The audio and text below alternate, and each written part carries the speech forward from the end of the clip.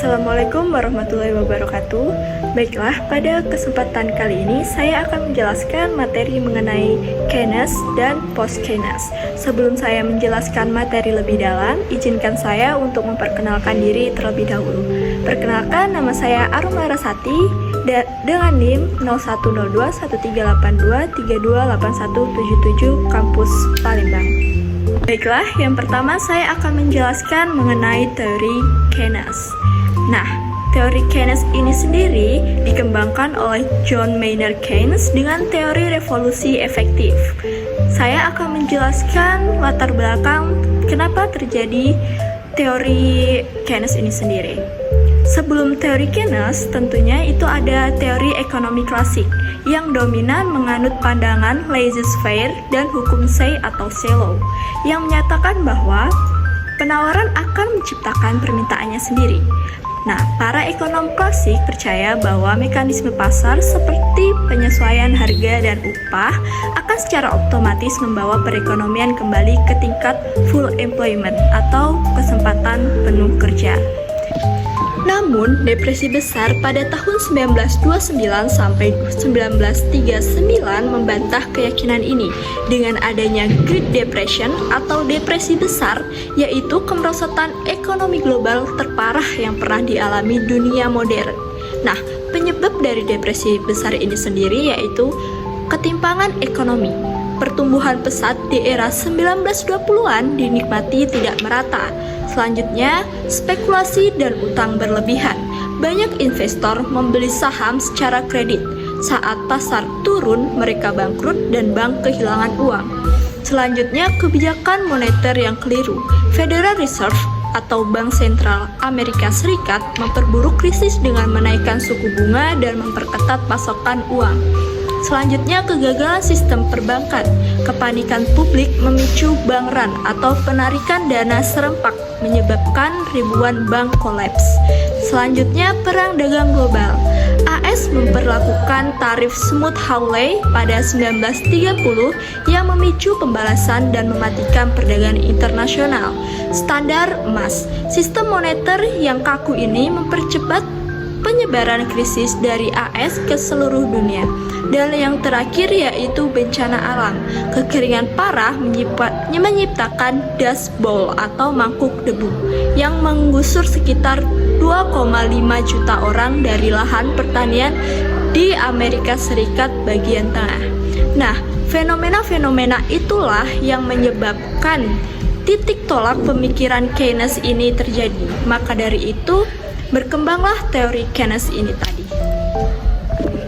Baiklah, yang melatar belakangi teori post-Keynes ini sendiri yaitu meskipun The General Theory sangat revolusioner dan setelah tak lama diterbitkan, interpretasi arus utama yang dikenal sebagai neoclassical synthesis yang mulai mendominasi menjadi The General Theory of Employment, Interest and Money pada 1936 adalah sebuah buku yang mengubah dunia. Karya utama John Maynard Keynes ini tidak hanya menjelaskan mengapa depresi besar bisa terjadi, tetapi juga meletakkan fondasi bagi makroekonomi modern dan secara fundamental mengubah peran pemerintah dalam perekonomian.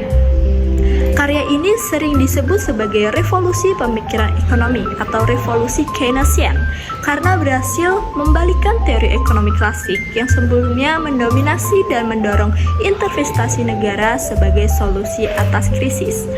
Nah, tokoh-tokoh seperti John Hicks dan Paul Samuelson berusaha mengintegrasikan ide-ide Keynes ke dalam kerangka model klasik yang sudah ada, seperti model ISLM. Para pengikut post-Keynes termasuk Joan Robinson, Nicholas Cardor, dan Pierre Srava di Universitas Cambridge mengecam langkah ini. Mereka berargumen bahwa sintesis ini telah menjinakkan pesan radikal Keynes dan menghilangkan aspek-aspek pentingnya, yaitu ketidakpastian fundamental dan implikasi dari ekonomi moneter produksi atau monetary production economy. Nah, adapun isi dari protes-protes itu sendiri yaitu yang pertama dari Joan Robinson, yaitu kritikus paling vokal terhadap teori neoklasik sintesis yang dengan sengaja ia beri label Bastard Keynesian atau Keynesian Baginya, istilah ini merujuk pada upaya sistematis untuk meredam revolusi intelektual Keynes. Sintesis neoklasik hanya mengambil alat kebijakan jangka pendek Keynes, seperti manajemen permintaan, tetapi tetap mempertahankan kerangka teori jangka panjang neoklasik yang keliru. Robinson sangat mengkritik asumsi dasar dari kedua aliran ekonomi ortodoks, neoklasik dan neoklasik sintesis. Ia mempertanyakan pertama sifat analisis yang ahistoris, tidak mempertimbangkan waktu historis yang nyata. Kedua, ketidakmampuan mereka untuk mengajukan pertanyaan paling penting tentang sistem ekonomi, khususnya tentang bagaimana kapitalisme benar-benar bekerja. Dan yang ketiga, penolakan mereka untuk berubah, meskipun dihadapkan pada bukti yang tak terbantahkan dan inkonsistensi teoritis yang diakui oleh teori ekonomi lainnya. Yang kedua yaitu protes dari Nicholas Kaldor yang juga seorang polemikus ulung, melakukan kritik yang sangat tajam dan luas terhadap neoklasikal sintesis. Ia menolak gagasan bahwa ekonomi dapat dianalisis secara memadai melalui lensa equilibrium statis. Dalam esainya yang terkenal dengan nama The Irrelevance of Equilibrium Economics, Kaldor menyatakan bahwa teori equilibrium neoklasik hanyalah latihan intelektual yang terjerumus ke dalam regresi tak terbatas. Teori ini tidak dapat menjadi teori ilmiah sejati karena tidak dapat diturunkan dari fenomena yang dapat diamati. Dan yang terakhir yaitu Fiore Sarva, memberikan kritik yang paling fundamental dan teknis terhadap neoklassikal sintesis. Tujuan intelektualnya bertumpu pada dua pilar utama, yaitu kritiknya terhadap elemen subjektif dalam teori neoklasik dan pengaruh kuat dari versi Marx tentang Ricardo.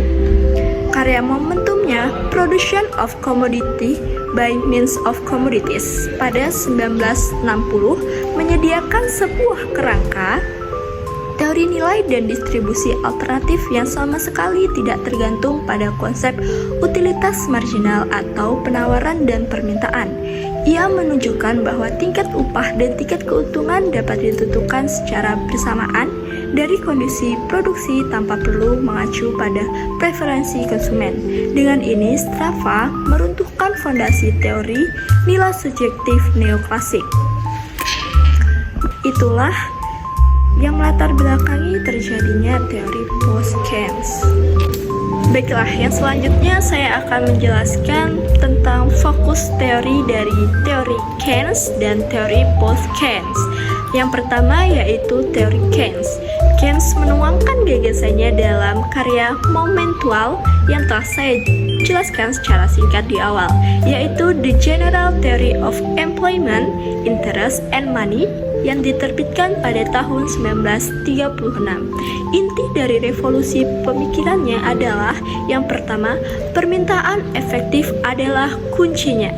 Tidak seperti teori klasik yang berfokus pada penawaran, Keynes berargumen bahwa tingkat output dan lapangan kerja suatu negara ditentukan oleh total pengeluaran yang direncanakan atau permintaan agregat. Jika permintaan agregat lemah, perusahaan akan mengurangi produksi dan memecat pekerja, menciptakan keseimbangan pada tingkat pengangguran yang tinggi tanpa kecenderungan alami untuk pulih. Yang kedua yaitu animal spirit atau nafsu kebinatangan. Keynes menyadari bahwa keputusan investasi di masa depan tidak bisa hanya didasarkan pada perhitungan rasional karena masa depan tidak pasti. Ia memperkenalkan konsep animal spirit, yaitu dorongan psikologi berupa keyakinan,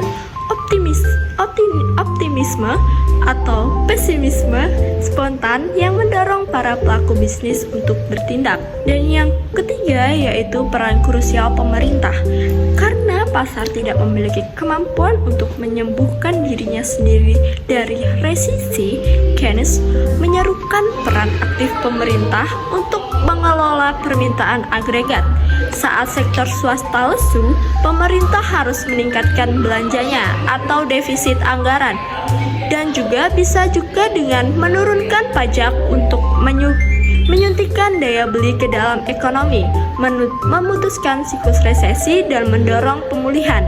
Kebijakan inilah yang kemudian dikenal sebagai kebijakan fiskal ekspansif. Baiklah, yang kedua yaitu fokus teori post-Keynes. Para ekonom post-Keynes berusaha memulihkan dan memperluas paradigma yang dikembangkan Keynes. Nah, fokus utama mereka adalah yang pertama, ketidakpastian fundamental. Post-Keynes membedakan secara tegas antara resiko yang bisa dihitung probabilitasnya dan ketidakpastian yang tidak bisa dihitung sama sekali. Bagi mereka, masa depan sangatlah tidak pasti, sehingga para pelaku ekonomi tidak bisa membuat keputusan berdasarkan perhitungan probabilitas yang objektif.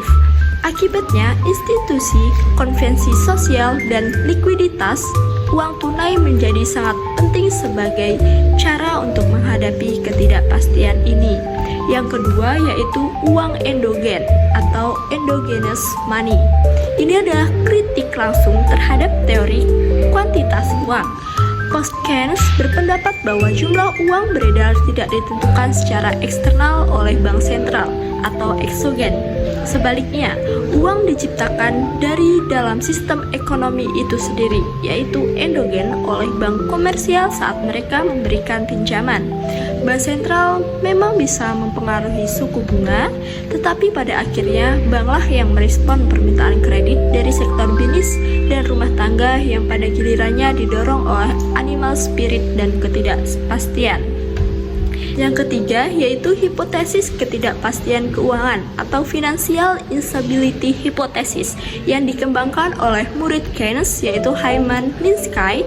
Hipotesis ini menjelaskan mengapa sistem keuangan kapitalis secara inherent tidak stabil.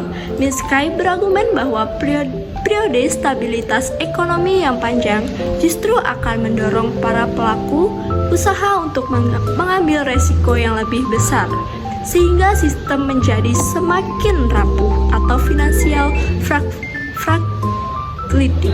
Pada akhirnya, guncangan kecil sekalipun dapat memicu krisis besar.